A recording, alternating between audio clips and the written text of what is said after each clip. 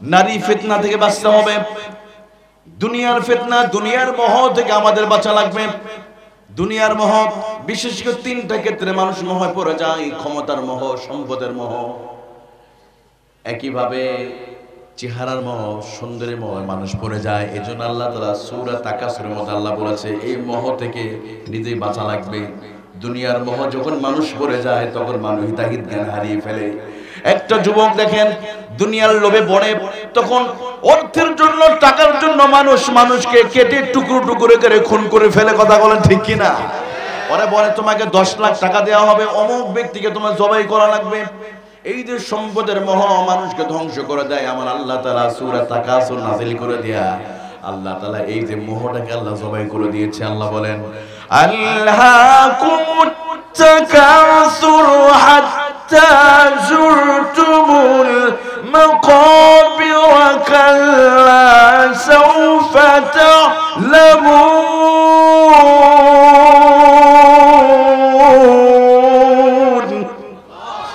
আল্লাহ রাব্বুল আলামিন বলেন আল্লাকুমুত তাকাসুর, দুনিয়ার প্রাচুর্য, দুনিয়ার মোহ তোমাদেরকে পাগল করে ফেলেছে। এই মোহ থেকে বাঁচতে হবে। হুব্বুদ দুনিয়া কারাহিয়াতুল মাউত। পৃথিবীতে মুসলমানদের অধঃপতনের অন্যতম দুইটা কারণ, একটা হলো দুনিয়াকে বেশি বেশি ভালোবাসা, দুনিয়ার মোহের মধ্যে পড়ে যাওয়া, মৃত্যুকে অপছন্দ করা। এই দুইটা কারণ সবচেয়ে বেশি মানুষ, গোটা পৃথিবীতে মুসলমানের রক্ত ঝরছে। আজকের পৃথিবীতে তাকান, ফিলিস্তিনের মুসলমান রক্ত ঝরছে। সমস্ত মুসলমানরা যদি একসাথে ঐক্যবদ্ধ হয়ে নারে তাকবীরের স্লোগান দিয়ে যদি যুদ্ধের ময়দানে যদি নামিয়ে যেত, মৃত্যুকে অপছন্দ না করে, মৃত্যুটাকে ভালোবেসে, মৃত্যুকে আলিঙ্গন করে যুদ্ধের ময়দানে যদি নেমে যেত, ওই ফিলিস্তিনকে স্বাধীন করার জন্য 10 ঘন্টাও লাগবে না, 10 মিনিটেই সম্ভব। আজকে আমরা মৃত্যুকে অপছন্দ করি। হুব্বুদ দুনিয়া কারাহিয়াতুল মাউত। অত নবীদের জামানায়, রাসূলুল্লাহর জামানায় জীবন উৎসর্গ করার জন্য সাহাবীরা তৈরি থাকতেন। আজকে আমরা ইসলামের জন্য নিজের জীবন দিতে চাই না। যখনই নিজের জীবন উৎসর্গ করে দেবে তখন বিজয়কে ঠেকাতে পারবে। আজকে আরব কান্ট্রিগুলোতে, ফিলিস্তিনের চতুর্পাশে মুসলিম রাষ্ট্রগুলো যদি তারা নিজের জীবনটাকে বেশি ভালোবাসার কারণে তারা যুদ্ধের ময়দানে লাফ দিয়ে পড়তেছে না। কি দিয়ে হবে? আমেরিকা আমাদের বিরুদ্ধে গেলে আমরা তেলের ব্যবসা করবো কিভাবে? আমাদের ক্ষতি হবে। এই যে দুনিয়ার এই মোহর জন্য তারা ক্ষতিগ্রস্ত হয়ে যাচ্ছে। কথা বলো ঠিক কিনা? আমাদের যুবকরা যখন, আপনারা দেখেছেন 17 বছর আমরা কিছু করতে পারলাম না, তাই না? যখন যুবকরা ওই আবু সাঈদ মুগ্ধরা যখন বুক পেতে দিয়েছে, এই একটা মৃত্যুই এদেশের যুবকদেরকে রাস্তায় নেমে আনতে বাধ্য করেছে।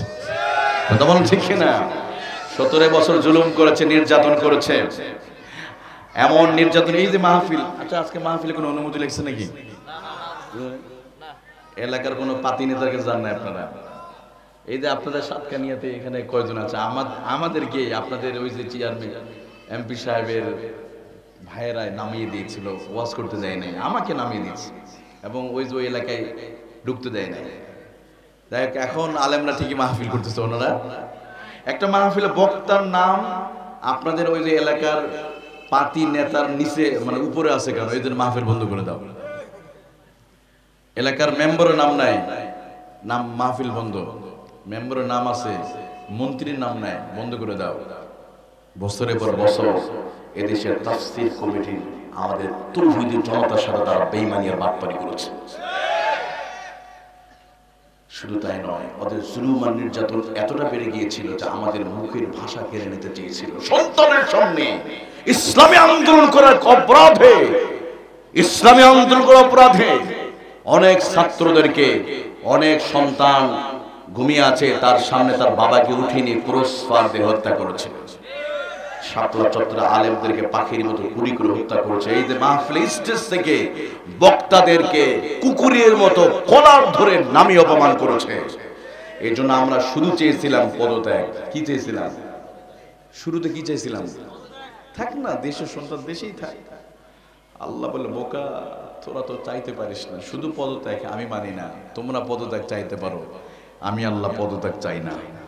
কারণ 17 বছর তোমাদের সাথে যে অপমান হয়েছে, 17 বছর তৌহিদি জনতার সাথে তারা যে অপরাধ করেছে, আমি আল্লাহ তাআলার শাজিম থেকে দেখেছি এই দেশের মানুষের সাথে যে অপরাধ করেছে। তোমরা পদত্যাগ চাইতে পারো, আমি আল্লাহ তাদেরকে দেশ ত্যাগ করে দিয়েছে। কথা ঠিক কিনা? কিসের পদত্যাগ? কারণ আল্লাহ তো সব দেখে, দেখে না? সব দেখে। এই জন্য প্রিয় ভাইরা, জালেমদেরকে আল্লাহ এভাবেই শায়েস্তা করে। আমার বাবাজিরা, যুবক ভাইয়েরা, আমি বলছিলাম যুবকদেরকে এই ফিতনার মুহূর্তে কি করে নিজের ঈমান আমলকে সুন্দর করা যাবে, কি করে জান্নাতের পথযাত্রী হতে পারি, এই ফিতনার মুহূর্তে আমাদের ঈমানটা কিভাবে আমরা বাঁচাবো। 2 নম্বর বলছিলাম নেক আমল করা বেশি বেশি করে, নারী ফিতনা থেকে নিজেকে বাঁচা, দুনিয়ার মোহগুলো ছেড়ে দেওয়া, কারণ দুনিয়ার মোহ শেষ হয়ে যাবে। এই সম্পদ, টাকা পয়সা, ক্ষমতা এটা করে দিন থাকবে, এই চেহারা, এই সুন্দর ক্ষমতা, এগুলো কিছুই, 3টা জিনিস চিরদিন থাকে না, সম্পদ, ক্ষমতা, চেহারা। লা ইলাহা ইল্লাল্লাহু মুহাম্মাদুর রাসূলুল্লাহ সাল্লাল্লাহু আলাইহি ওয়াসাল্লাম 15তম সিরাতুন নবী মাহফিল পুরস্কার বিতরণী অনুষ্ঠানের জনাব মুআজ্জাজ মুহতারাম সম্মানিত সভাপতি হযরতুল আল্লামা মাওলানা মুহাম্মদ আবু নাসের, খতিব, নানুপুর জামে মসজিদ, কেরানীহাট, সাতকানিয়া, চট্টগ্রাম। আল্লাহ তাআলা তার প্রিয় গোলামকে কবুল মঞ্জুর করে। আপনি মাশাআল্লাহ সভাপতি, মাহফিলের সভাপতি একজন আলেমকে বানিয়েছেন, তাই না? এটা খুবই ভালো। মাহফিলের সভাপতির যোগ্যতা তো কেবল তারই আছে যার কলিজার ভিতরে কোরআনে জ্ঞান আছে, তাই না? মাহফিল তো অর্ধেক সফল হয়ে গেছে, আলহামদুলিল্লাহ বলে। সেই সাথে প্রধান অতিথি হিসাবে সম্মানিত অতিথিবৃন্দ জনাব মোহাম্মদ নুরুল ইসলাম, জনাব অ্যাডভোকেট মোহাম্মদ ইলিয়াস আজকের মাহফিলের সমাপনী বক্তব্য দিবেন। সারা বাংলার আলোড়ন সৃষ্টিকারী, বাতিলের আতঙ্ক, আপনার আমার কাছে, সকলের কাছে এক নামে এক ডাকে পরিচিত ব্যক্তিত্ব কামরুল ইসলাম সাইদ আনসারী, ঢাকা, হাফিজাহুল্লাহ, ইতিমধ্যে চলে এসেছেন এবং প্রস্তুতি নিচ্ছে, কিছুক্ষণ পর চলে আসবেন ইনশাআল্লাহ। আলোচনাকে ধন্য করেছেন মাওলানা হারুন রশিদ সাহেব, মোহাম্মদ ইকবাল হোসেন, মাওলানা মোহাম্মদ আবু তৈয়ব, মোহাম্মদ শাহিদুল ইসলাম। সেই সাথে স্টেজের বাহিরে অনেক ওলামায়ে কেরাম আছে যারা এই জাতির রাহবার, এই জাতিকে যারা ডিরেকশন দেয়, সেই সমস্ত ওলামায়ে কেরাম সম্মুখ পানে সম্ভবত আমার পিতৃতুল্য একান্ত প্রিয় বাবাজিরা, তরুণের উচ্ছ্বাস, কলিজার টুকরা, আমার প্রিয় যুবক ভাইয়েরা, স্নেহের আদর সোনামণিরা, পর্দার অন্তরালে অবস্থানরত সর্বগুণ গুণান্বিতা, আবেদা, সালিহা, তাহেরা, আমার প্রিয় মা বোনেরা, মোবারক এ মাহফিল আওয়াজ যতদূর যাদের কর্ণকুহরে এ আওয়াজ পৌঁছে যাচ্ছে।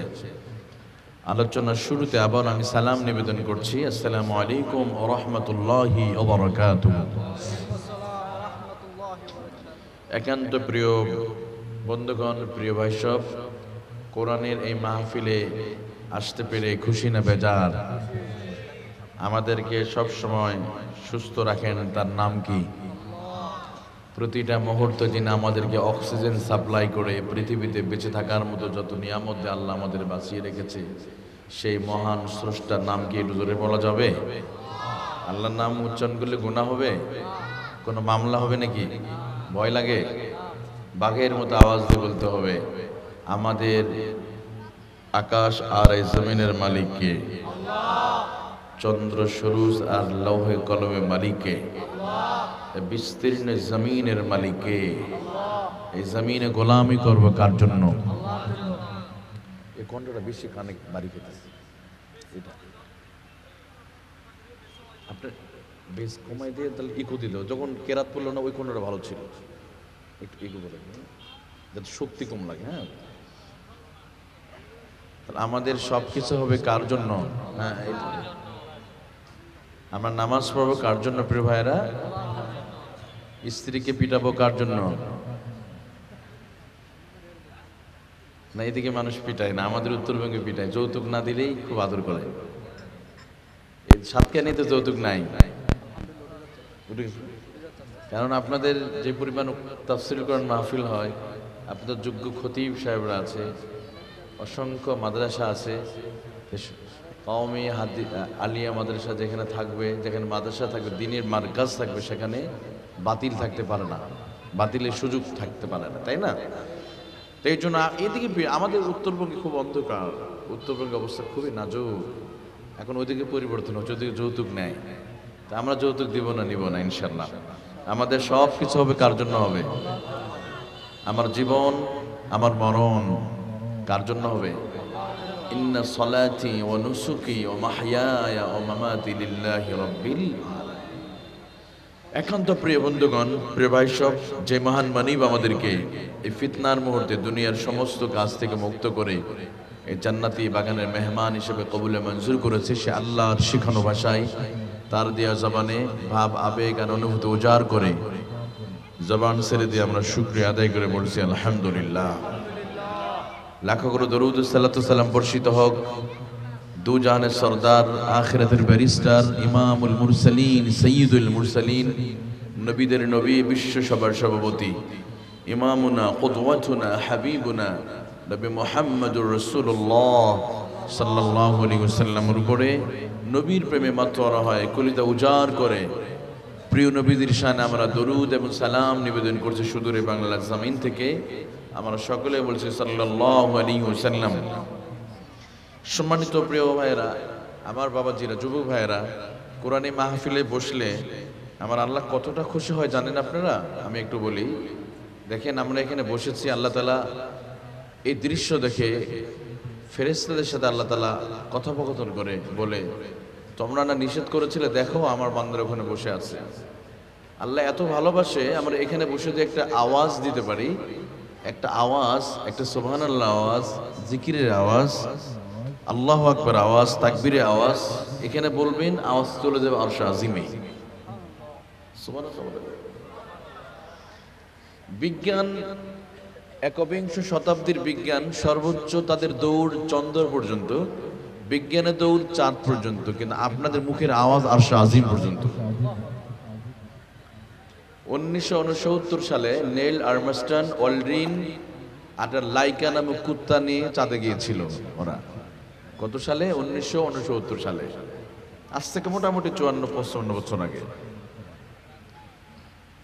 তাহলে বিজ্ঞানের দৌড় চাঁদ পর্যন্ত।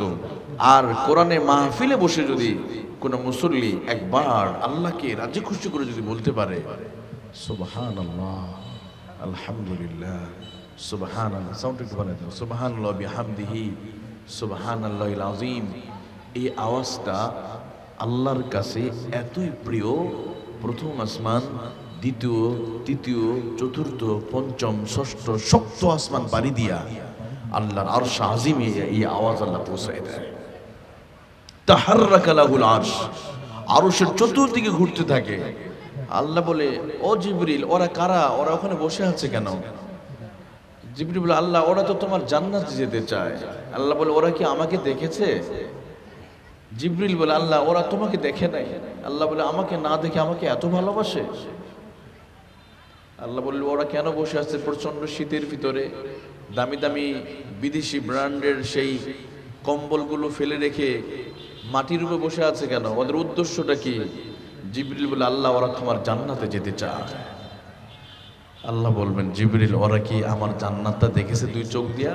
না, দেখে নাই। ওরা কেন বসে আছে?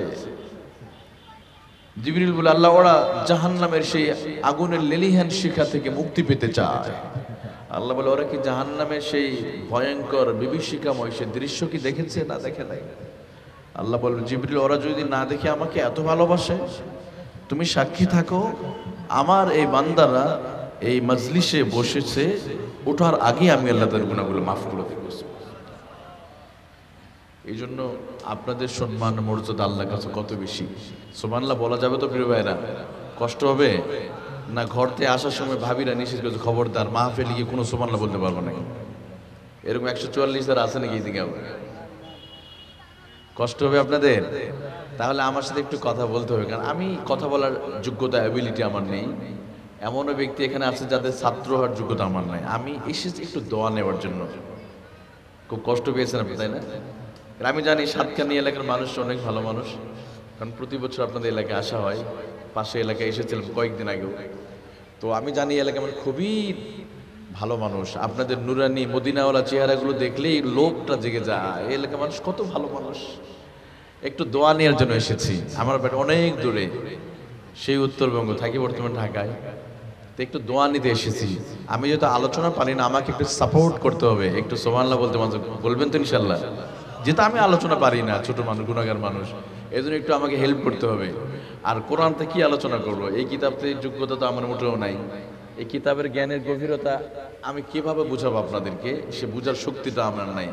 আমি যদি ঠিক এভাবে যদি আপনাদেরকে বলি, পৃথিবীর বর্তমান বিজ্ঞান, সাহারা মরুভূমিতে কি পরিমাণ বালি আছে, বিজ্ঞান কোন একটা দিন বালিকণা গুণে শেষ করতে পারবে, এটাও সম্ভব।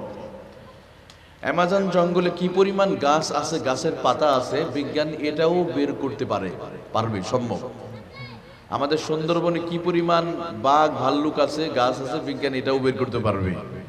প্রশান্ত মহাসাগরের গভীরতম জায়গার নাম বিজ্ঞান বের করেছে, গভীরতা 37,000 ফিট গভীরতা।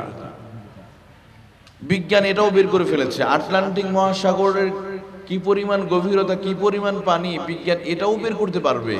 কিন্তু বিজ্ঞান যেটা পারবে না, এই কোরআনের জ্ঞানের গভীরতা আলোচনা করে, বিশ্লেষণ করে, রিসার্চ করে শেষ করা যাবে। এটা মোল্লার কথা নয়, আল্লাহর কথা। কে বলেছে এটা? ওয়ালাউ আন্নামা ফিল আরদি মিন শাজারাতিন আকলামু ওয়াল বাহরু ইয়ামুদ্দুহু মিন বাদিহি সাবআতু আবহুরিম মা নাফিদাত কালিমাতুল্লাহ। আল্লাহ রাব্বুল আলামিন বলেন, তাম পৃথিবীতে যত নদী নালা খাল বিল আছে, পৃথিবীর সমস্ত নদীগুলোর পানিগুলো, সমুদ্রের পানিগুলো যদি কালি বানানো হয়, এই পৃথিবীতে যত গাছপালা আছে, গাছগুলো কেটে কেটে যদি কলম বানানো হয়, ওই গাছ নামক কলম দিয়া, সমুদ্রের পানি নামক কালি দিয়া যদি ওই আল্লাহ কালামুল্লাহ শরীফের যদি ব্যাখ্যা বিশ্লেষণ লেখা যদি শুরু করে দাও রে বান্দা, গাছ নামক কলমগুলো শেষ হয়ে যাবে, সমুদ্রের পানি নামক কালিগুলো শেষ হয়ে যাবে। এরপরে তোমরা এই কালামুল্লাহ শরীফের ব্যাখ্যা লিখে শেষ করতে পারবে না। নাফিদাত কালিমাতুল্লাহ।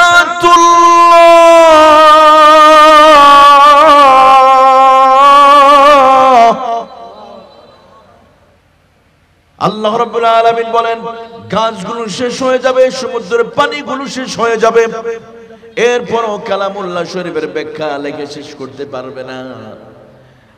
সুতরাং আমার মতো গুনাহগার মানুষ কিতাব থেকে আলোচনা করবে, আল্লাহ যদি সাহায্য না করে।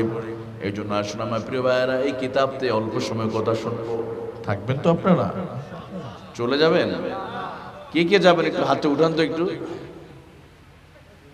না বুঝতে পারে নাই, ম্যাক্সিমাম বুঝে গেছে, আলহামদুলিল্লাহ বলেন। এই কিতাব থেকে আমার যে সাবজেক্টটা দেওয়া হয়েছে অত্যন্ত গুরুত্বপূর্ণ। আমি যুবকদের ধন্যবাদ দেই। আমার মানে এখানে আসার পর স্মরণ হয়েছে যে সাবজেক্টটা দিয়েছি, এই সাবজেক্ট নিয়ে কথা হলো, খুবই গুরুত্ব। যেহেতু মাহফিলের যুবকরা, তো যুবকদের নিয়ে আলোচনা হবে, কষ্ট হবে আপনাদের। এর আগে বলি, যুবকদের কথা বলতে গেলে কোরআন চলে আসবে। যেই বিষয়ে আলোচনা করেন না কেন, সব কোরআনের মধ্যে আছে না নাই? এখন কেউ যদি বলে এই কোরআনের মধ্যে রাষ্ট্র চালার নীতিমালা কোরআনে বলা হয় নাই, এটা বললে ঈমান থাকবে? একটু আসতে বলেন। ইসলাম এমন একটা ঠুনকো ধর্ম না যে কোনো একটা বিষয় মানুষের কাছে ধার নিতে হবে। বলেন তো বাবা, যেটা টয়লেটে যাওয়ার সময় টয়লেটে যাওয়ার নীতিমালা আছে না নাই? টয়লেটে প্রবেশ করতে হলে আমরা বাম পা দিয়ে প্রবেশ করি, বের হওয়ার সময় ডান পা দিয়া। এই নীতিমালা দিয়েছে আমাদের আপনার প্রিয় নবী মুহাম্মদুর রাসূলুল্লাহ সাল্লাল্লাহু আলাইহি ওয়াসাল্লাম। ইসলাম যদি টয়লেটে ঢোকার প্রবেশের নীতিমালা দিতে পারে, তাহলে রাষ্ট্র পরিচালনা করবার নীতিমালা মনে হয় ইসলাম দিতে পারে না। এখন কোন বুজুর্গ যদি বলে রাজনীতির সাথে কোরআনের সম্পর্ক নাই, কোরআনের সাথে রাজনীতির সম্পর্ক নাই, আমরা তাদেরকে বলে দিতে চাই, যারা এমন কথা বলবে তাদের নতুন করে ঈমান আনতে হবে। কথা ঠিক কিনা? ইসলাম এমন একটা ঠুনকো ধর্ম না যে আব্রাহাম লিঙ্কনের কাছে কখনো বাবার আইন, কখনো দাদার আইন, কখনো চাচার আইন, কখনো স্বামীর আইন দিয়ে চলবে ন, ইসলাম চলবে কোরআন দিয়ে। কি দিয়ে চলবে? আমরা চালাতে পারিনি বলেই গত 53 বছর ধরে আমরা পৃথিবীতে একদম অনেক সফল হয়ে গেছি, তাই না? আমরা এতটাই সফল হয়েছি, চুরিতে চ্যাম্পিয়ন, দুর্নীতিতে, সব দিক দিয়ে আমরা এগিয়ে আছি। তো এগুলোতে কোনো বিকল্প নাই। এজন্য আমরা কিতাব আছে যেখানে, আবার কিতাবের সাথে যাদের সম্পর্ক থাকবে তাদের সম্মান আর ইজ্জত বাড়িয়ে দেয় কে? আরো জোরে বলেন না। আর কিতাবের সাথে যারা বেদবি করবে, কিতাবের ধারক বাহকদের সাথে যারা বেদবি করবে, আল্লাহ পৃথিবীর ইতিহাসে তাদেরকে নাস্তানাবুদ করে দিয়েছে। এদেশের মানুষকে একসময় এই কিতাব থেকে, কিতাবের ধারক বাহক আলেমদের থেকে বিচ্ছিন্ন করবার জন্য বছরের পর বছর মিডিয়ার মধ্যে অপপ্রচার, আলেমদেরকে কখনো চোর, কখনো ধর্ষণকারী, কখনো লুটেরা, বিভিন্ন কিছু তকমা দিয়ে, ট্যাগ দিয়ে আলেমদেরকে জনগণের কাছ থেকে বিচ্ছিন্ন করার ষড়যন্ত্র করেছিল ওরা। ওরা কি সফল হয়েছে? হয় নাই, চরমভাবে ব্যর্থ হয়েছে। ওরা আলেমদেরকে একটা পর একটা ধর্ষণের মামলা দিয়া নিরপরাধ আলেমদেরকে বছরের পর বছর জেলে বন্দি রাখছে, যাতে করে মানুষ আলেমদের কাছে না যায়। এখন দেখেন, আমরা ছোটবেলায় হ্যামিলনের বাসিওলার কথা শুনেছি, কিন্তু হ্যামিলনের বাসিওলা দেখি নাই, তাই না? কিন্তু বর্তমান হ্যামিলনের বাসি হলে টুপিওয়ালা হুজুররা। এর প্রমাণ ডক্টর মিজানুর রহমান আজহারী। আপনাদের চট্টগ্রাম আপনারা গতকালকে প্রমাণ করে দিয়েছেন, তাই না? বিশ্বনন্দিত মুফাসসির কোরআন আল্লামা সাইদি রহমাতুল্লাহ আলাইহির তৈরি করাতে ময়দান, তিনি 26 বছর এই ময়দানে তিনি তাফসীর করে গেছেন। সেই ময়দান দীর্ঘদিন পরে 2006 সালের পরে গতকালকে মাহফিলটা হয়েছে। বলেন তো, কোন রাজনীতিবিদ এতগুলো মানুষ বিরানি দিয়ে একত্রিত করতে পারবে? তাহলে ওরা চক্রান্ত করেছিল কি, আলেমদেরকে জনগণের কাছ থেকে বিচ্ছিন্ন করবে, কিন্তু সফল হয়েছে। আলেমদেরকে ধর্ষণের মামলা দিয়ে বছরের পর বছর জেলের ভিতরে বন্দি রাখা হয়েছিল আলেমদেরকে, বরং ওই আলেমদের সম্মান আল্লাহ আরো বাড়িয়ে দিয়েছে। আল্লামা মামুনুল হক, উনি ওনার বউকে নিয়ে ঘুরতে গেছে, বান্ধবী বলে চালিয়ে দিয়ে মামলা দিয়ে জেলখানায় ঢুকাই দিচ্ছে। মানে হুজুরদেরকে পকেটের ভিতরে কাবির নামা নিয়ে ঘোরা লাগবে আমাদেরকে। ওনার অপরাধ ছিল একটাই, উনি কোরআনে হক কথা বলতেন, উনি একটা ভাস্কর্যের বিরুদ্ধে কথা বলেছিলেন। এই অপরাধে ওনার বানায়া ধর্ষণে মামলা দিলে মানুষ খারাপ মনে, ও উনি তো খারাপ, উনি একজন মহিলা নিয়ে হোটেলে ধরা পড়ছে, তার মানে কি এই যে খারাপ মেসেজ দিয়ে দিল। এটা ছিল তাদের কৌশল। ঠিক এই একই কৌশলে বিশ্বনন্দিত মুফাসসির কোরআন আল্লামা সাইদি রহমাতুল্লাহ আলাইহিকে 13 বছর 3 মাস কারারুদ্ধ জীবন যাপন করার পরে ওনার পরন্ত বিকেলে জীবনের শেষ মুহূর্তে এসে হাসপাতালের ভিতরে অপচিকিৎসার মাধ্যমে তাকে শহীদ করা হয়েছে। এতে কি বলেন তো, আল্লামা সাইদি উনি মরেও অমর হয়ে আছে, উনি দুনিয়াতে নাই, কিন্তু আগামী 40-50 বছর পরে এদেশের যুব সমাজ ইতিহাস পড়তে যাবে। বাংলাদেশের সূর্য সন্তান বিশ্বনন্দিত মুফাসসির কোরআন আল্লামা সাইদি রহমাতুল্লাহ আলাইহি, যার অপরাধ ছিল একটাই, কোরআন প্রতিষ্ঠার আন্দোলন। শুধু এই কথা বলার জন্য 13 বছর 3 মাস জেলখানা বন্দী করার পরে ওনাকে শহীদ করা হয়েছে। যুব সমাজ আল্লামা সাইদির জন্য দোয়া করবে, আর ওই সমস্ত ডাইনি, ওই মহিলার কথা শুনলে মানুষ ঘৃণা করবে। কথা ঠিক কিনা? তাহলে এখানে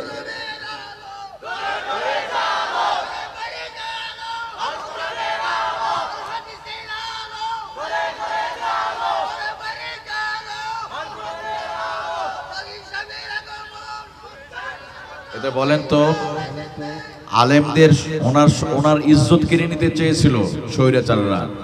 ধর্ষণে অসংখ্য ধর্ষণে মামলা দেওয়া হয়েছিল আল্লামা সাইদিকে, কিন্তু এতে সাইদির সম্মান কমছে না বাড়ছে? আগামী 40 বছর পরে আল্লামা সাইদির জন্য দোয়া হবে। বাচ্চারা ইতিহাস যখন পড়তে যাবে চোখের পানি ছেড়ে দিয়ে কান্না করবে, কিন্তু তথাকথিত সেই ডাইনি ফেরাউন ওই মহিলা কথা শুনলে মানুষ ঘৃণা করবে। কথা ঠিক কিনা? আমি ইসলামী বিশ্ববিদ্যালয়ে পড়া অবস্থায় আমার এক ক্লোজ বন্ধু ছিলেন, মিশরে থাকতো, মিশর আল আজহারে পড়তো।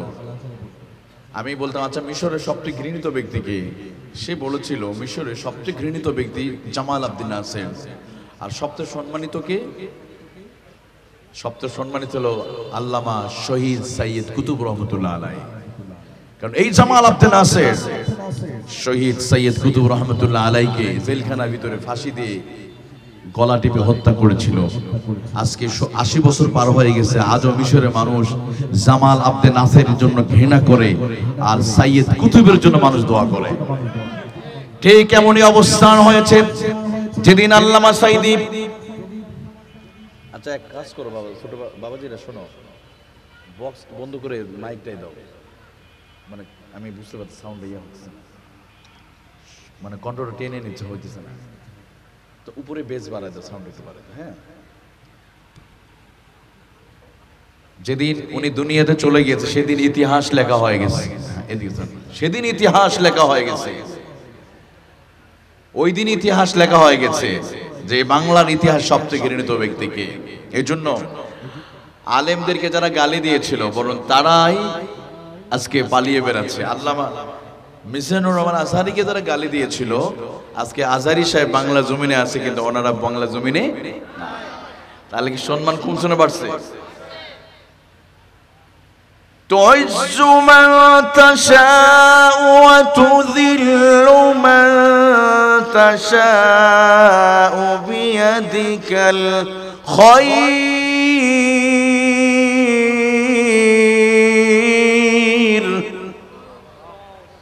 আল্লাহ রাব্বুল আলামিন বলেন, আমি আল্লাহ যাকে ইচ্ছা করি সম্মানিত করি, আবার যাকে ইচ্ছা করি বেইজ্জতি করি। আল্লাহ রাব্বুল আলামিন কাউকে ক্ষমতা দিয়েও বেইজ্জতি করে, আবার কাউকে ক্ষমতা না দিয়েও আল্লাহ তাআলা সম্মানিত করে। আল্লামা সাইদি বাংলাদেশের প্রধানমন্ত্রী হতে পারে নাই, রাষ্ট্রপতি হতে পারে নাই, এদেশের প্রধানমন্ত্রী হতে পারে নাই, রাষ্ট্রপতি হতে পারে নাই। তবে আমি চ্যালেঞ্জ করে বলতে পারি, বাংলার ইতিহাসে যতজন প্রধানমন্ত্রী রাষ্ট্রপতি এসেছিল তাদের মৃত্যুর পরে সবাই কেউ আফসোস করে না, কিন্তু আল্লামা সাইদি রহমতুল্লাহ আলাইহি এদেশের মানুষের কলিজার ভিতরে এমন ভাবে তিনি স্থান নিয়েছেন, আহারে ওনার মৃত্যুর পরে চেহারাটা দেখার জন্য মানুষ পাগলের মতো হয়ে তাকে দেখার জন্য, একটু দোয়া নেওয়ার জন্য। কত বলেন ঠিক কিনা? এই জন্য আমি বলি আমার প্রিয় ভাইরা, যারা কোরআনের সাথে বেদবি করেছে আল্লাহ রাব্বুল আলামিন তাদের সম্মান ইজ্জতি আল্লাহ কেড়ে নিয়েছে। আর যে আলেম মাজলুম যারা ছিল, মাজলুমদের সম্মান আল্লাহ তাআলা বাড়িয়ে দিয়েছে, যুগে যুগে আল্লাহ তাআলা তাদের সম্মান আল্লাহ বাড়িয়ে দিয়েছে। এই জন্য আমরা সেই কোরআনের সাথে থাকতে চাই কি চাই না? আরো তোরা বলেন, আল্লাহ আমাদের সবাইকে কবুল মঞ্জুর করে বলে আমিন। একান্ত প্রিয় বন্ধুগণ, আমার বাবাজিরা, যুবক ভাইরা, আমাকে যে সাবজেক্টটা দেওয়া হয়েছে, বর্তমান ফিতনার যুগে যুবকদের কিভাবে তাদের ঈমান আমলকে সুন্দর ধরে রাখবে, এই বিষয়টার উপরে কথা হবে। কষ্ট হবে আপনাদের। আমরা অনেক সময় যুবকদেরকে আমরা কষ্ট দেই, অনেক সময় বলি, নিরুৎসাহিত করে যুবকদেরকে, না ছেলেটা শেষ হয়ে গেল, যুব সমাজ ধ্বংস হয়ে গেছে, যুবকরা শেষ, বলেন এরকম, এই যুবকদের আর কিছুই হবে না, আমরা বলি কি না? না, যুবকদেরকে এভাবে আমরা তাদেরকে নিরুৎসাহিত করতে পারি না। যুবকরা একটা সমাজকে পরিবর্তন করে দিতে পারে। কথা বল ঠিক কি না? বর্তমান বাংলাদেশ নিরাপদ যুবকদের হাতে। মিজানুর রহমান আজহারী কয়েকদিন আগে বলেছিলেন বরিশালের মাহফিলে, যুবকদের হাতেই নিরাপদ। গত 53 বছর ধরে যারা রাজনীতির নামে ব্যবসা করে কোটি কোটি টাকা মালিক হয়েছে দেশের মানুষ দেখেছে, এখন আর মানুষ তাদের কথা শুনতে চায় না। মানুষ এখন যুবকদেরকে কথা বিশ্বাস করে বলেই আমরা দেখেছি 24 সালের এই জুলাই বিপ্লবে সবচাইতে যুবকরা বুকের টাকা রক্ত ঢেলে দিয়েছে। কতক্ষণ ঠিক না?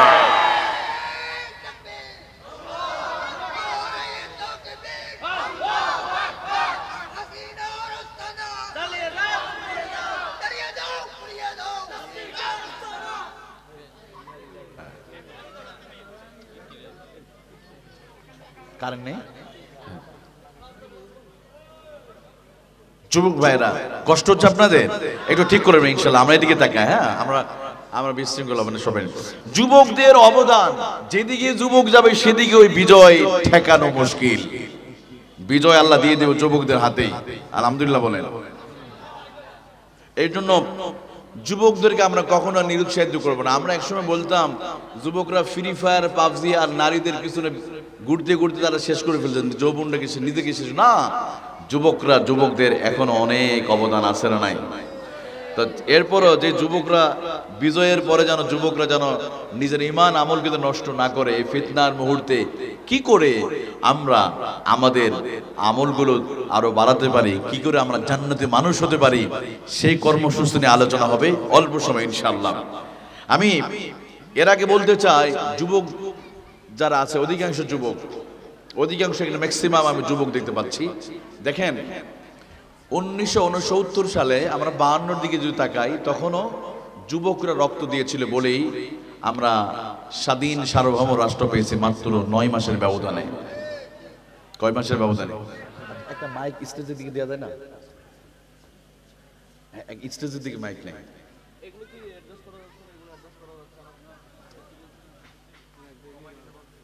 একটা মাইক স্টেজে দিয়ে দিতে পারো, একটা মাইক স্টেজের দিকে, একটা মাইকই নাই, মানে বক্তার কানে আসতেছে না সাউন্ডটা। হ্যাঁ, এগুলা কোনটা টেনে নিচ্ছে,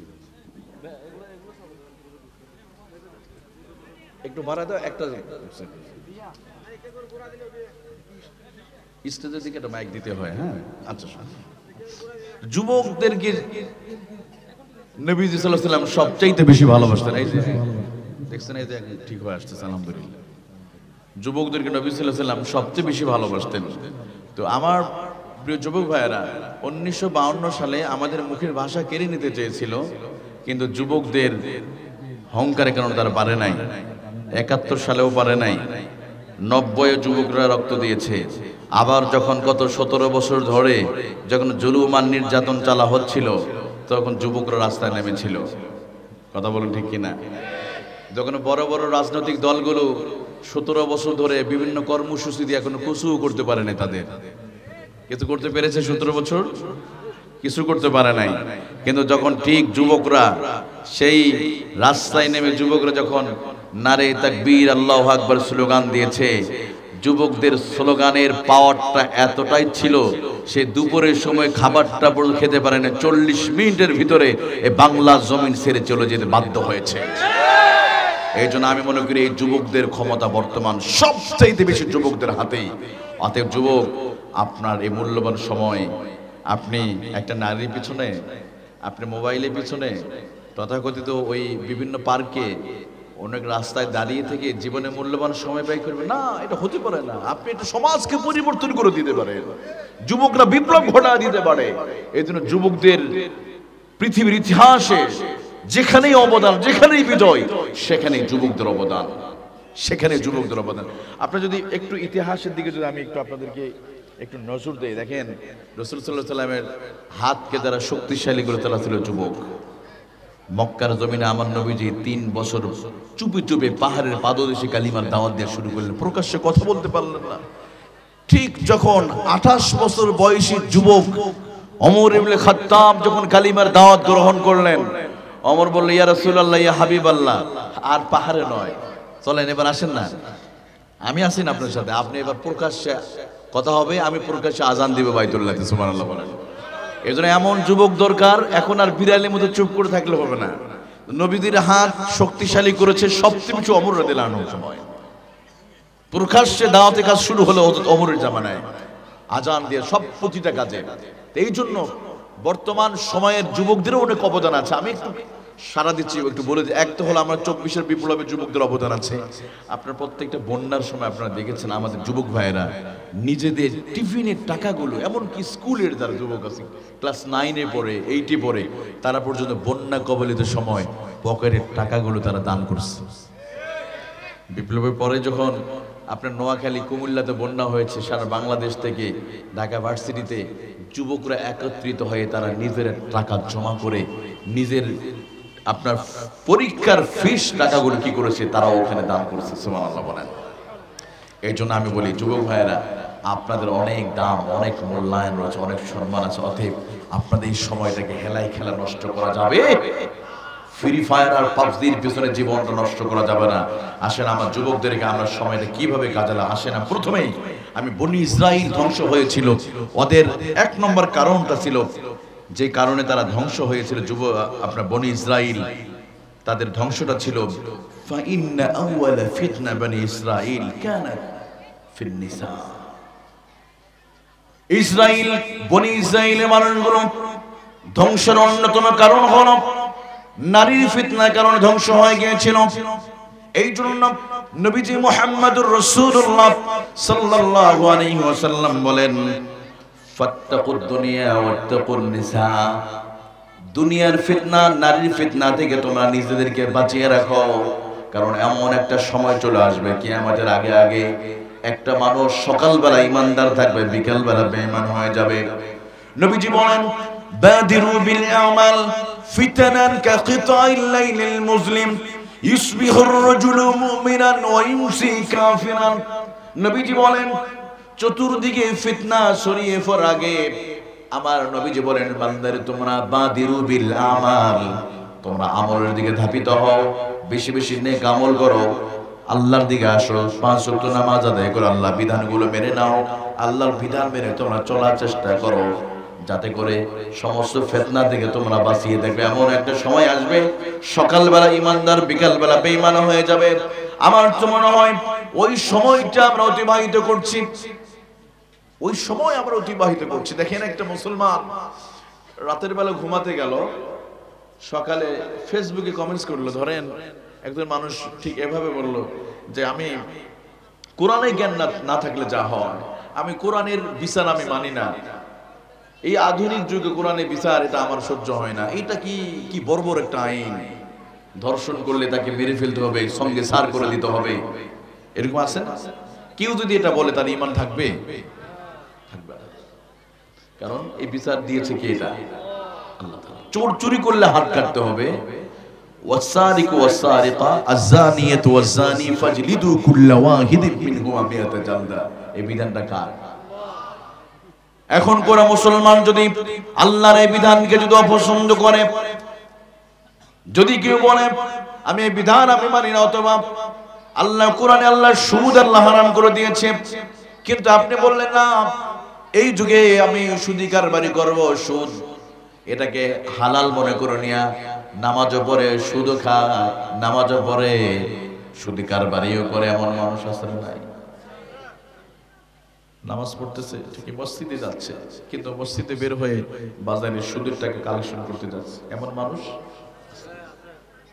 এমন কাজ করবে যে কোরআনের বিরুদ্ধে কথা বলবে। এই যে এখন তো বড় বড় অনেক বুজুর্গরা বলছে কোরআনে রাজনীতি নাই, শরিয়া আইন পছন্দ করি না। যে মানুষটা বললো, ওনার ওই বক্তব্য যতজন মানুষ ফেসবুকে লাইক করবে এভাবে, ততজন মানুষের কি হলো, তাকে সাপোর্ট করলো, ততজন মানুষ এট দ্য সেম টাইম একই সময় কি করলো, যে ইমানদার ছিল রাতের বেলা সকালে ফেসবুকে বক্তব্য শুনে লাইক দিয়ে সকালবেলা ইমান চলে গেছে। নবীজি 1400 বছর আগে বলেছে এমন সময় চলে আসবে যে সকালবেলা ইমানদার থেকে বিকালবেলা বেঈমান হয়ে যাবে। সেই সময়টা আমরা অতিবাহিত করছি। এই জন্য আমি বললাম আমার যুবক ভাইয়েরা, তাহলে এই ফিতনার মুহূর্তে আমাদের ঈমানকে যদি ধরে রাখতে হয়, এক নাম্বার আল্লাহ রাব্বুল আলামিনের কাছে সাহায্য চাওয়া, আল্লাহর কাছে সাহায্য চাওয়া। কারণ সাহাবীরাও নবীদের কাছে বলেছে, ইয়া রাসূলুল্লাহ, ইয়া হাবিবাল্লাহ, চতুর্দিকে যখন ফিতনা ছড়িয়ে পড়বে তখন আমরা কি করব?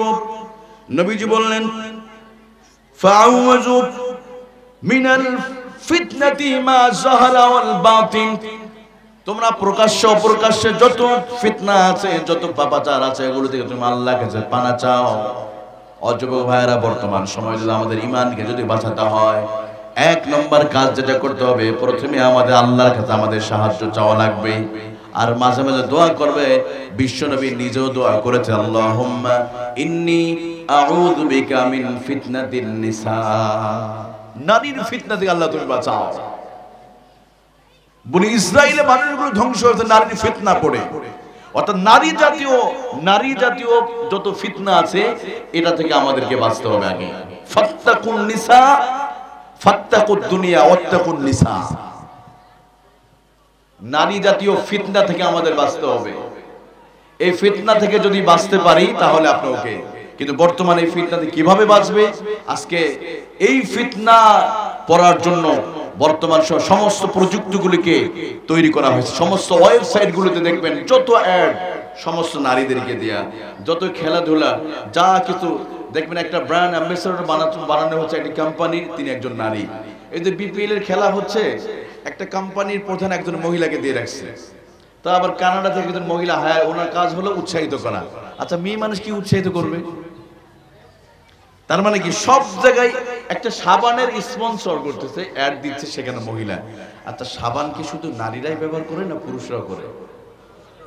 কিন্তু বলেন তো, এই পর্যন্ত যত সাবানের যত অ্যাড, আপনার লাক্স যে সাবানটা আছে, এই সাবানের যত দেখা যাবে না অশ্লীল কোন নায়িকার ছবিতে দেখবে, এর পরের দিন তার স্ত্রী কার ভালো লাগবে? ভালো লাগবে না। দেখবেন অনেকেই গ্রামে আছে, আমাদের এলাকায় এদিকে নাই হয়তো, দেখবেন অন্যের বইয়ের খুব প্রশংসা করে, রাস্তায় চলতেছে বলে হ্যাঁ আব্দুল বউটা না অনেক সুন্দর, অথচ নিজের বিবি কিনা আরো সুন্দর, নিজের বিবি আরো সুন্দর। মানে ঘরে বিরানি রেখে পান্তার দিকে নজর। পান্তা চিনেন আপনারা? আমাদের উত্তরবঙ্গে বলে যে মানে পানিটা ভিজিয়ে রাখে না, ভিজা বিরানি যেটা বলা হয়, ভিজিয়ে রেখে সকালে খায়। নিজের বউটা আরো সুন্দর, কিন্তু তাকে আছে কিনা। এমন অনেক ছেলে দেখবেন, একটা মেয়ে 2টা বাচ্চা আছে, এরপরও সে বিবাহিত নারীর সাথে নিয়ে পালায়।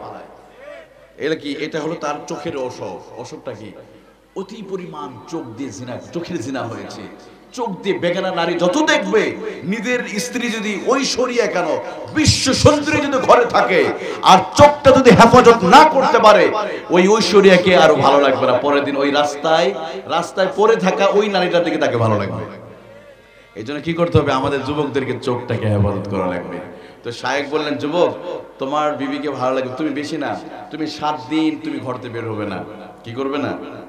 7 দিন ঘর থেকে বের হবে না, কোনো নারী দেখবে না। এরপরও দেখবে তোমার বিবিকে তোমার কাছে আগের চাইতে আরো সুন্দর লাগবে। সুবহানাল্লাহ। এই জন্য আমি বলি আমার যুবক ভাইয়েরা এবং যারা বিবাহিত নতুন বিয়ে করেছেন, তাদেরকেও বলতে চাই, রাস্তাঘাটে যখন চলবেন, শয়তান অন্য নারীকে আপনার সামনে এমন ভাবে উপস্থাপন করে, তখন নিজের স্ত্রীকে আর ভালো লাগে না।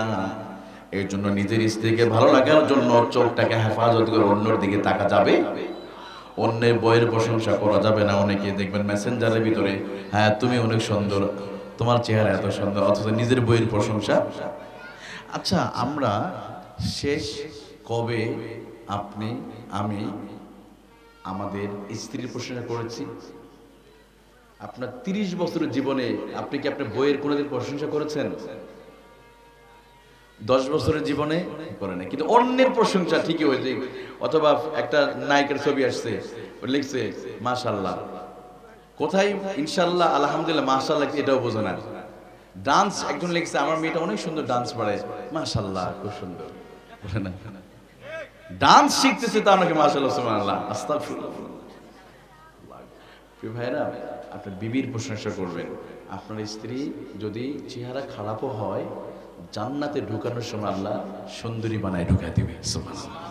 প্রশংসা করবেন মাঝে মাঝে। দেখেন, অন্যের বিবির প্রশংসা না করে আপনি আবার এমন কিছু মানুষ, আরে এমন কিছু ভাইরা আছে নিজের বইয়ের সামনে বলে, তুমি জানো আব্দুর রহমান বিয়ে করছে, এত সুন্দর বউটা, আর আমি তোমার বিয়ে করে আমার জীবনটাই শেষ। না, এগুলো বলবেন না।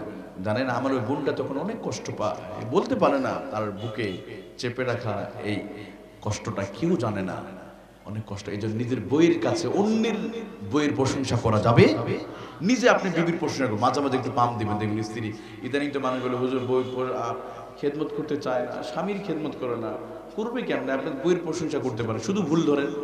সবাই বসে সব সময় মানে রোবট সেট করে রাখছে, কখন কোন ভুলটা হলো। একটু মাঝে মাঝে প্রশংসা করবেন, মাঝে মাঝে একটু। মিজানুর রহমান আজহারী গতকালকে মনে বলেছে, তাই না? আমি লাইভে শুনেছি আলোচনাটা।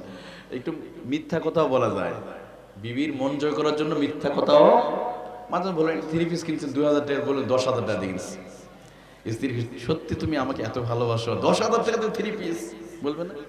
একটু মাঝে পাম দিবেন। মাঝে মাঝে বলেন, তোমার চেহারা না আকাশের চাঁদের মতো, তোমার চুলগুলো না একদম আল্লাহ নিজ হাতে, অথচ মাথায় চুলই নাই।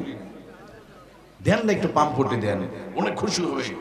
মাঝে মাঝে বলবেন, বিবি তোমার দাঁতগুলো না একদম হীরা মণি মুক্তার চাইতে সুন্দর, অথচ অর্ধেক দাঁত মুক্তি পড়ে গেছে। একটু পাম দিবেন, দেখবেন আমার মা বোনেরা অনেক খুশি হবে। রান্নার তরকারি ভুল হয়েছে, লবণ বেশি হয়েছে, গালি দেওয়ার দরকার নেই। বলবেন, জানো আমার এই 40 বছরের দাম্পত্য জীবনে এত সুন্দর তরকারি কোনোদিন আমি খাই নাই, তুমি এত সুন্দর রান্না পারো। বিবি বলে সত্যি কি তাই? একটু দাও তো, আমি একটু খেয়ে দেখি।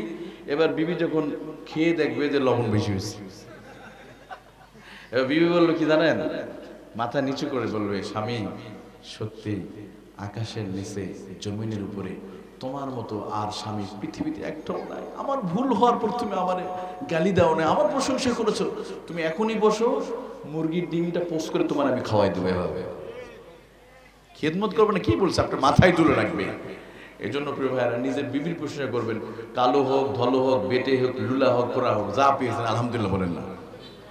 জান্নাতে ঢুকার সময় ওই কালোটারে সাদা বানায় ঢুকাই দিবে, সুবহানাল্লাহ বলেন না। এটা রাসূল সাল্লাল্লাহু আলাইহি ওয়াসাল্লাম বলেছেন। একদিন নবী বক্তব্য দিচ্ছেন, কিছু কালো মহিলা পর্দার বাইরে ছিল। নবী বলেন, লা ইয়াদখুলুনাল জান্নাতা সাউদাউন ওয়ালা সাউফা, কোন কালো নারী জান্নাতে যাবে না। তো কালো মহিলারা কান্না করা শুরু, হাউমাউ করে কান্না শুরু, ইয়া নবী ইয়া রাসূলুল্লাহ, আমরা কি ভুল করলাম, আমাদের কি অপরাধ, আমরা কি জান্নাতে যেতে পারবো না? নবীজি বললেন, না, হ্যাঁ পারবে না।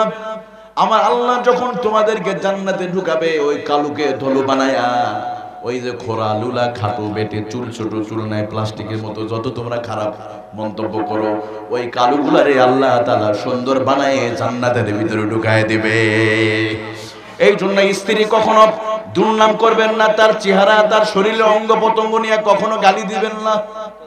সন্তান কখন প্রতিবন্ধী হয়, যেই স্বামীরা নিজের বিবির দুর্নাম করে মানুষের কাছে গিয়ে, আমার বউটা না এত খাটো, নাকটা বসরা, হাতটা ছোট, খাটো, বেটে, এই প্রতিবন্ধী বা এই টাইপের যত খারাপ কথা বলবেন, আপনার সন্তান ভবিষ্যতে প্রতিবন্ধী হওয়ার সম্ভাবনা আছে। আমার একটা আলোচনা আছে ইউটিউবে, ওটা দেখেন। আমি 6টা কারণ মোটামুটি বেশ কিছু কারণ আছে আমাদের। এর অন্যতম, একজনকে কষ্ট দিচ্ছেন, এই মেয়েটার তো অপরাধ না, ওরে বানিয়েছে কে, তাহলে কেন তাকে আপনি গালি দিবেন? অথবা একটা ছেলে ধরেন খাটো, লুলা, ন্যাংরা, খোরা, এগুলো বলা যাবে? এগুলো বলবেন না, এগুলো কষ্ট দিবেন না। ও তো কষ্ট পায় না, ওর স্রষ্টা আল্লাহ তাআলা কষ্ট পায়। আপনাদের কষ্ট হচ্ছে নাকি? আমার প্রিয় ভাইয়েরা, চলুন 2 নম্বর হলো নারী ফিতনা থেকে বাঁচতে হবে। দুনিয়ার ফিতনা, দুনিয়ার মোহ থেকে আমাদের বাঁচা লাগবে। দুনিয়ার মোহ, বিশেষ করে 3টা ক্ষেত্রে মানুষ মোহে পড়ে যায়: ক্ষমতার মোহ, সম্পদের মোহ, একইভাবে চেহারার মোহ, সুন্দরের মোহে মানুষ পড়ে যায়। এজন্য আল্লাহ তাআলা সূরা তাকাসুরের মধ্যে আল্লাহ বলেছে, এই মোহ থেকে নিজেই বাঁচা লাগবে। দুনিয়ার মোহ যখন মানুষ পড়ে যায়, তখন মানুষ হিতাহিত জ্ঞান হারিয়ে ফেলে। একটা যুবক দেখেন, দুনিয়ার লোভে পড়ে, তখন অর্থের জন্য, টাকার জন্য মানুষকে কেটে টুকরো টুকরো করে খুন করে ফেলে। কথা বলেন ঠিক কিনা? ওরা বলে তোমাকে 10 লাখ টাকা দেওয়া হবে, অমুক ব্যক্তিকে তোমার জবাই করা লাগবে। এই যে সম্পদের মোহ মানুষকে ধ্বংস করে দেয়, আমার আল্লাহ তাআলা সূরা তাকাসুর নাযিল করে দেয়া, আল্লাহ তাআলা এই যে মোহটাকে আল্লাহ জবাই করে দিয়েছে। আল্লাহ বলেন, আল্লাকুমুত তাকাসুর হাত্তা যুরতুমুল মাকাবির ওয়া কাল্লা সাওফা তা'লামুন।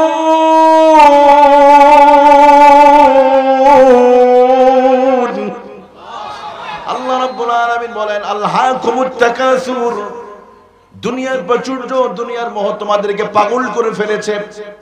এই মোহ থেকে বাঁচতে হবে।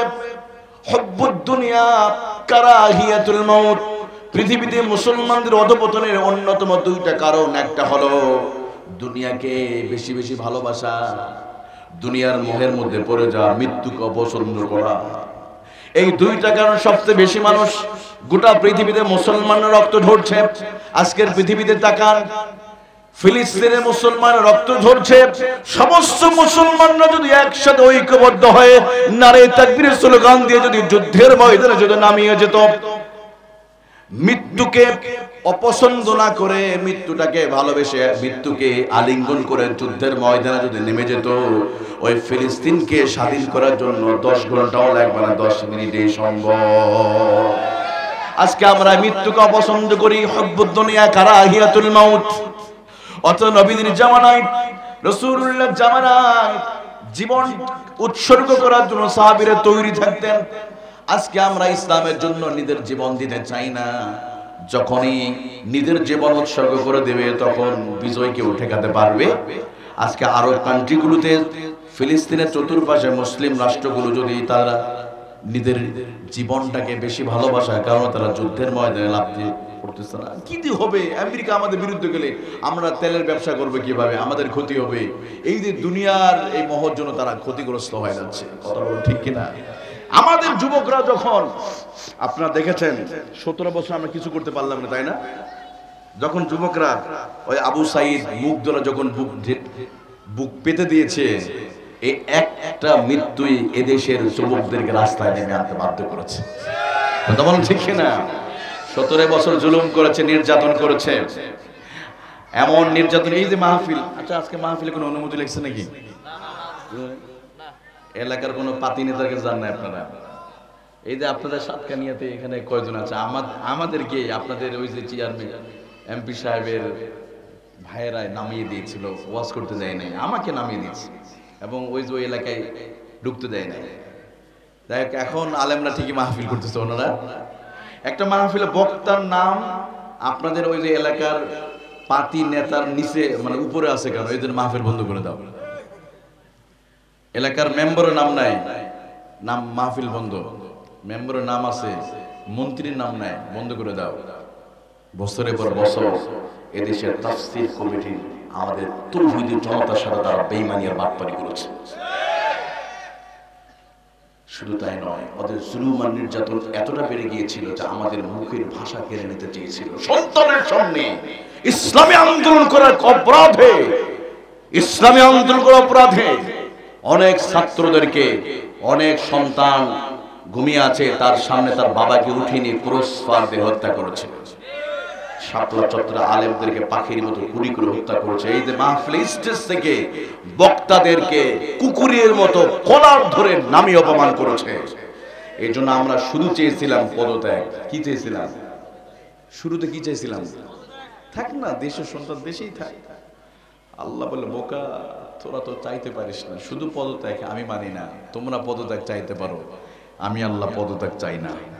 কারণ 17 বছর তোমাদের সাথে যে অপমান হয়েছে, 17 বছর তৌহিদি জনতার সাথে তারা যে অপরাধ করেছে, আমি আল্লাহ তাআলার শাজিম থেকে দেখেছি এই দেশের মানুষের সাথে যে অপরাধ করেছে। তোমরা পদত্যাগ চাইতে পারো, আমি আল্লাহ তাদেরকে দেশ ত্যাগ করে দিয়েছে। কথা ঠিক না? কিসের পদত্যাগ? কারণ আল্লাহ তো সব দেখে, দেখে না? সব দেখে। এই জন্য প্রিয় ভাইরা, জালেমদেরকে আল্লাহ এভাবেই শায়েস্তা করে। আমার বাবাজিরা, যুবক ভাইয়েরা, আমি বলছিলাম যুবকদেরকে এই ফিতনার মুহূর্তে কি করে নিজের ঈমান আমলকে সুন্দর করা যাবে, কি করে জান্নাতের পথযাত্রী হতে পারি, এই ফিতনার মুহূর্তে আমাদের ঈমানটা কিভাবে আমরা বাঁচাবো। 2 নম্বর বলছিলাম নেক আমল করা বেশি বেশি করে, নারী ফিতনা থেকে নিজেকে বাঁচা, দুনিয়ার মোহগুলো ছেড়ে দেওয়া, কারণ দুনিয়ার মোহ শেষ হয়ে যাবে। এই সম্পদ, টাকা পয়সা, ক্ষমতা এটা করে দিন থাকবে, এই চেহারা, এই সুন্দর ক্ষমতা, এগুলো কিছুই, 3টা জিনিস চিরদিন থাকে না, সম্পদ, ক্ষমতা, চেহারা, চিরদিন থাকবে। এখানে আমরা যারা আছি, আগামী 40 বছরের ভিতরে আমরা 90% মানুষ মাটির নিচে চলে যাব। আপনি আজকে সুন্দর চেহারা, থাকবে না, এটা থাকবে না। আপনার চেহারা যত সুন্দর হোক না কেন, মৃত্যুর 24 ঘন্টার ভিতরে আপনার শরীরটা পচে শেষ হয়ে যাবে। যে মুখে দামি দামি ক্রিম দিলেন, প্রতিদিন মর্নিং ওয়াক করে শরীরটাকে আপনি 6 প্যাক বানাচ্ছেন না, এটা দেহ পোকায় খেয়ে ফেলবে। এখানে 90% আমি দেখতে পাচ্ছি সবাই, আমি, কারণ এখন যার বয়স 40, আগামী 40 বছর কত হবে?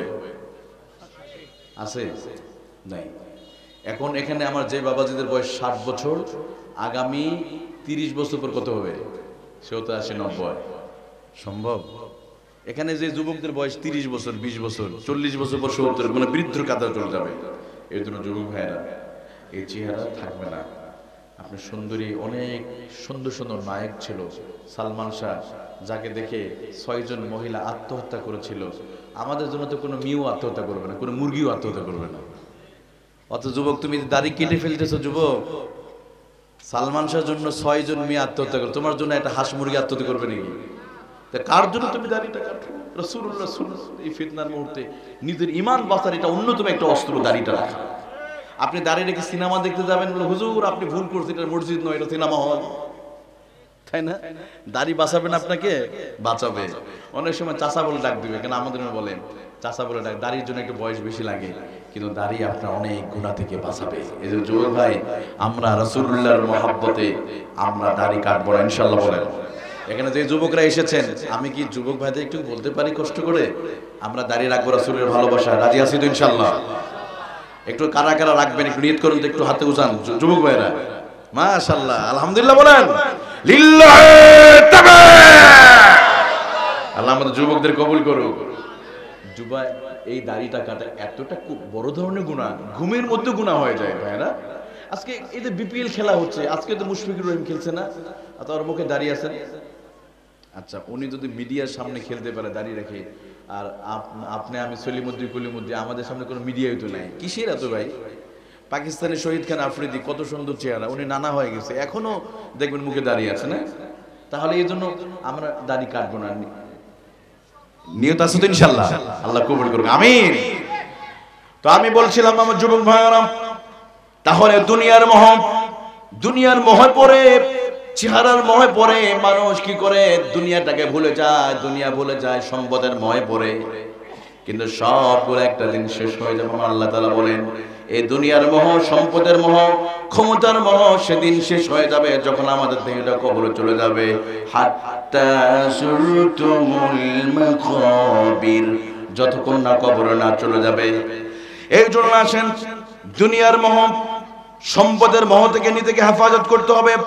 আমার বাবা যারা যুবক ভাইয়েরা, নিজের ঈমানকে বাঁচার জন্য এই মুহূর্তে অন্যতম আরেকটি কাজ হলো পাপ থেকে নিজেকে বাঁচা, সমস্ত পাপ থেকে নিজেকে বেঁচে রাখার জন্য চেষ্টা করা।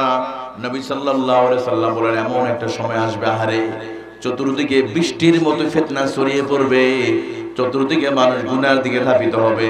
তখন সাহাবীরা বললেন, ইয়া রাসূলুল্লাহ, ওই সময় আমরা কি করব?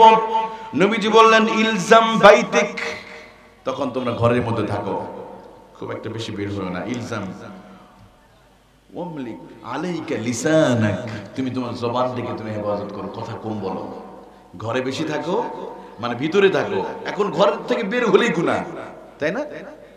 আল্লাহ রাসূল কেন ঘরের কথা বললেন, ইলজাম বাইতে কেন বললেন নবীজি? তার মানে কি, আপনি ঘর থেকে বের হলে আপনি গুনাহ না করতে চাইলেও গুনাহ হবে। আপনি গাড়িতে উঠলেন, কারণ আপনার সামনে এমন বেগানা নারী এমন ভাবে চলতেছে, এমন পোশাক পরে আছে, অটোমেটিক্যালি আপনি না দেখতে চাইলেও আপনার নজরটা চলে যাচ্ছে, তাই না? তো এমন সময় কি করতে হবে? নবী এটাই বলছে, তোমার ঘরের ভিতর থাকো, কথা কম বলো। ওয়াবকি আলা খাতিয়াতিক, আর গুনাহের জন্য আল্লাহর কাছে চোখের পানি ছেড়ে দিয়ে কান্না করো। আর গুনাহের জন্য সব সময় চোখের পানি ছেড়ে দিয়ে কান্না করা। তো যুবক ভাইরা, আজকে যুবকরা চোখের পানি আসে না, আমরা কান্না তো দূরের কথা, আমরা কবর দেখেও মানুষের মৃত্যু দৃশ্য দেখে কান্না করি। অনেকে জানাজা হচ্ছে একদিকে, আর একদিকে বিড়ি টানে, একদিকে জানাজা পড়তেছে আর একদিকে বিড়ি খায়, অথবা কবরস্থানে 5 জনকে কানে ব্লুটুথ দিয়ে গান শুনতে শুনতে যাচ্ছে, বুকটা ফাইটে যায়, কি যে ফাইটে যায়। কবরে যাও, ওখানে চূড়ান্ত ফাটানোর ব্যবস্থা আছে নাই? অনেক যুবকদেরকে দেখেছি আমি, আরে নিজের মা মারা গিয়েছে, মা বাবা কবরে পড়ে আছে, ওই কবরটা জিয়ারত করতে চায় না, কিন্তু বান্ধবীদেরকে নিয়ে বিভিন্ন পার্কে জিয়ারত করতে যায়, পার্কে জিয়ারত করতে যায়। আছে না এদিকে? কি পার্ক আছে নাকি? শিশু উদ্যান, শিশু পার্ক দেখবে, আসলে শিশুরা যায় না, বড় বড় বুজুর্গরা যায়। আমাদের এলাকায় সব শিশু উদ্যান। তো আমি এক চিন্তা, আচ্ছা এখানে তো শিশুরা যায়, দেখে আসে না কোন ছোট ছোট বাচ্চারা হইতে যায়। সর্বনাশ, গিয়ে না একদম ছোট, সব জোড়ায় গেছে বুজুর্গরা, জোড়ায়। এই তো 14 ফেব্রুয়ারি আসতেছে না, রমনা পার্কের গাছের গোড়ায়, রমনা পার্কের গাছের গোড়ায় বসছে ওরা জোড়ায়। সুবহানাল্লাহ,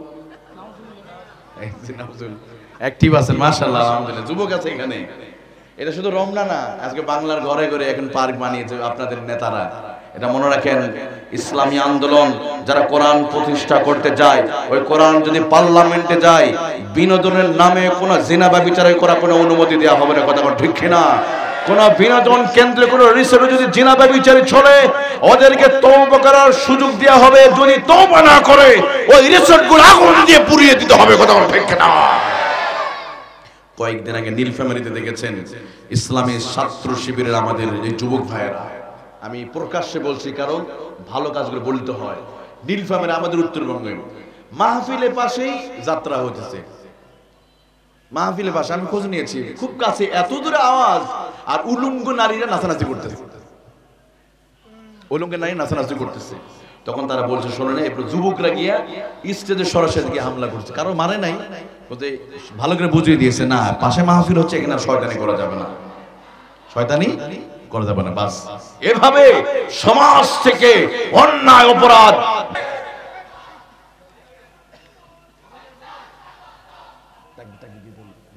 তাকবীর দেন।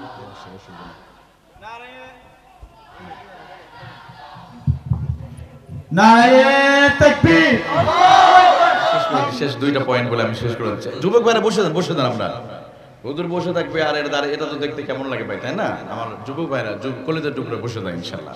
এবার আসেন, যুবকদেরকে বর্তমান সময় তার ঈমান আমলকে বাঁচার অন্যতম একটা মাধ্যম, এটাকে আমাদের কি করতে হবে, রক্ষা করতে হবে, সেটা হলো প্রযুক্তিগত যত গুণাটা আছে এটাকে আমার সেভ করতে হবে। অর্থাৎ বিশেষ করে বর্তমান আমরা সবচাইতে এই মোবাইল কেন্দ্রিক গুণাটা আমাদের বেশি হয়, এটাতে শত শত যুবক প্রতি মুহূর্তে ঈমানকে নষ্ট করে দিচ্ছে। তাহলে এই যুবক দেখেন, আমরা 24 ঘন্টার ভিতরে মোবাইলকে আমরা সময় দিই প্রায় 10 ঘন্টা মতো। কত ঘন্টা? 10 ঘন্টা। অথচ ফজরে 10 মিনিট, জোহরে 10, আসরে 10, মাগরিবে 10, এশায় 20, 5 ওয়াক্ত নামাজ পড়তে লাগে কত ঘন্টা? 1 ঘন্টা। আর মোবাইলকে দিলেন কত ঘন্টা? ঘন্টার পর ঘন্টা। এদিকে তো ফেসবুক নাই, একদম নিষিদ্ধ, মেসেঞ্জারে আছে না এগুলো। তাহলে ঈমান বাঁচাতে হলে এই প্রযুক্তিগত এই জিনিসটা কি করতে হবে, আমাদের সময় কন্ট্রোলে আনতে হবে, নিয়ন্ত্রণের মধ্যে নিয়ে চলে আসতে হবে। তাহলে কি হতে হবে, অনেকগুলোতে বাঁচতে হবে। এরপরে সর্বশেষ যে বিষয়টা, আমি হুজুরকে রেখে আমি বেয়াদবি করবো না, আমি শেষ করে দিচ্ছি। সর্বশেষ যেটা, এই একটা অস্ত্র যদি আমাদের খেয়াল করতে পারি, আপনি কোনো দিন কোনো গুনাহ কোনো পাপ করতে পারবেন না। সেটা কি জানেন? যখন গুনাহ করতে মন খুব চাইবে, যেহেতু যুবক ভাইয়েরা ভাবছেন আমি একা, আমার মা বাবা তো নেই, ঘরে দরজা বন্ধ আছে, সিসি ক্যামেরা নেই, কেউ দেখতেছে না, দরজা বন্ধ, এই সময় কম্বলটা মাথায় দিয়া ইচ্ছা মতো কোনো ওয়েবসাইটে ঢুকে আমি মন মতো করে একটা কিছু দেখলাম, তখন আপনি কি করবেন জানেন? আপনি মনে করবেন যে আল্লাহ তাআলা আপনাকে দেখতেছে।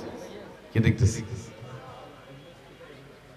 একটা জিনিস যদি মানুষ খেয়াল করে, পাপ করার সময় আমার আল্লাহ রব্বুল আলামিন আমাকে দেখতেছে, এই জিনিস যখন আপনার ভিতরে ঢুকে যাবে, আপনি পাপ করতে চাইলেও পারবেন না, কারণ আমার আল্লাহ তাআলা দেখতেছে। দুনিয়ার চোখ ফাঁকি দেয়া যাবে, কিন্তু আল্লাহ রব্বুল আলামিনের চোখ ফাঁকি দেয়া যাবে না।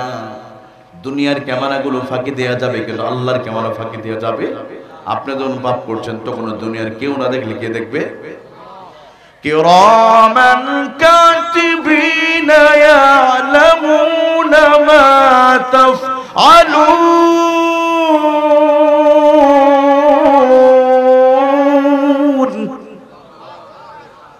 কে দেখতেছে আমাদের? আপনি পাপ করছেন তখন আল্লাহ দেখতেছে। আপনি ভাবছেন আপনি সার্চ করতেছেন, এখানে কেউ তো দেখতেছে না, কিন্তু সার্চ বাটনে কত জায়গায় ক্লিক করেছেন, এটা দুনিয়ার মোবাইলে আপনাকে বের করা যাবে, এখানেই সম্ভব। আল্লাহ কি পারে না ভাই? এজন্য আসুন না আমরা এই বিষয়গুলো, যে বিষয়গুলো নিয়ে আলোচনা করেছি, যুবকদেরকে আল্লাহ তাআলা কবুল করে নিন।